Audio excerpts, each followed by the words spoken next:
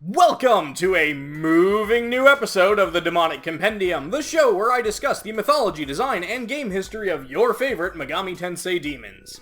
In this time of year when we give thanks, I think it important to thank the cows, who give us cheese and something to point out on long road trips. So, get down on your knees and give thanks to one of the holiest of cows, because today, we're talking about Nandi. Nandi is one of the many sacred animals in Hindu mythology. He is best known as a bull and the personal mount of the god Shiva.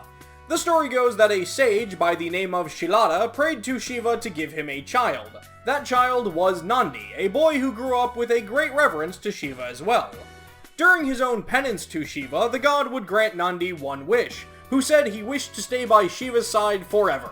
Shiva, who had recently lost his bull, somehow was like, "Alright, I'm gonna turn you into a bull. You will be my mount and my friend forever." Aside from just being a form of transportation, Nandi performed several other duties for Lord Shiva as well. He was assigned to be the leader of the Gana, Shiva's personal army, and in some tales he is considered the leader of all four-legged animals. Nandi is the one to play the music, while Shiva performs the dance of creation and destruction, and some tales even say that when Shiva cut off Ganesh's head, Nandi was the one who had to find a replacement for it. Which he did by killing Indra's mount, the elephant Aravata. So, all things considered, it's quite a bit of responsibility to jump onto a bull. In some stories and artwork, Nandi is portrayed as a man with the head of a bull, which I have to imagine makes performing some of those tasks a lot easier. But statues of Nandi can most frequently be seen as bulls kneeling in worship outside temples dedicated to Shiva. The statues are most commonly placed facing Shiva himself as a sign of Nandi's devotion. Nandi is one of the many reasons why cows are considered sacred in India, and is a recognized symbol of worship all around the world. He's even got his own flag. Nandi's Compendium entry from Persona 3 refers to him as a holy white bull of Hindu myth on which Shiva rides. He was the protector of herds until that was passed on to Shiva. Nandi is Shiva's chief attendant and disciple. Design-wise, like many of the demons based on Hindu mounts, Nandi is portrayed fairly accurately. He is, for all intents and purposes, a holy cow.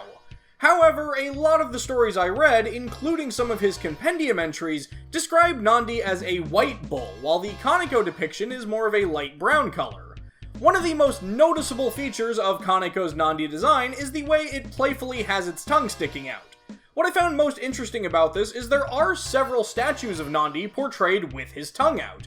Granted, most of them are licking their nostril like a real cow, rather than seemingly blowing a raspberry like the Megami Tensei iteration, but still, it's a nice touch to include in this rather plainly designed demon. While Nandi himself has only had the one major design, there does exist a separate demon strongly connected to him known as Demi-Nandi. The specific details of what Demi-Nandi is I'll get to in the next section, but from a design point of view, Kaneko did some pretty interesting stuff with this lesser being. It wears a tight studded leather outfit, which is kinda messed up for a cow to do, and we see the words Donna Donna, which is a Yiddish folk song from the 1940s about a calf being led to the slaughterhouse. We also see the stitched up scar marks, possibly in reference to different cuts of beef, and it has the classic cartoon nose ring we so often associate with bulls, which are typically used as a method of controlling unruly cattle. And of course, that final touch that truly connects it to Nandi himself, it's still sticking that tongue out. Overall, I personally find Demi-Nandi to be a much more interesting and memorable design with a great backstory, which, if I want to get to, I should probably say, as far as game history goes, Nandi's roles have been pretty small, never really having any major story or side quest roles. In the MMO title, Shin Megami Tensei Imagine, Nandi appears as a minion of Shiva during boss battles, but also to Matador, which gave me a little bit of a chuckle. In Devil Summoner 2, Raido Kuzunoha vs. King Abaddon, Nandi has a special conversation, but not with whom you'd think. You'd think as Shiva's loyal mount and friend, they'd take a moment to chat it up, but I don't know, maybe Nandi isn't one to mix business with friendship. Instead, Nandi will chat things up with Gozuki, because they're both cows, I guess. And then they have an argument over who has the more important cow duties, which, given what we discussed earlier, I think Nandi wins this one. Cow duties. And honestly, that's about it. Nandi has actually been absent from a lot of the major titles. He wasn't in Nocturne, either SMT IV, Strange Journey, Persona 4, or 5, or either of their enhanced versions, and he's just a member of the Star Arcana in Persona 3. There's no fun nod to him in Tokyo Mirage Sessions, and at the time of making this video, he's completely absent from D2, which makes me think he'll eventually show up and have a unique event, and I'll feel super stupid that I covered him on the show when I did. It's happened before. Even in Digital Devil Saga, the duology with a strong emphasis on characters from Hindu mythology, Nandi simply appears as a random enemy in Digital Devil Saga 2, where he can be fought in the airport, which holds no real significance, but it does give me an excuse to reference this particular Simpsons bit.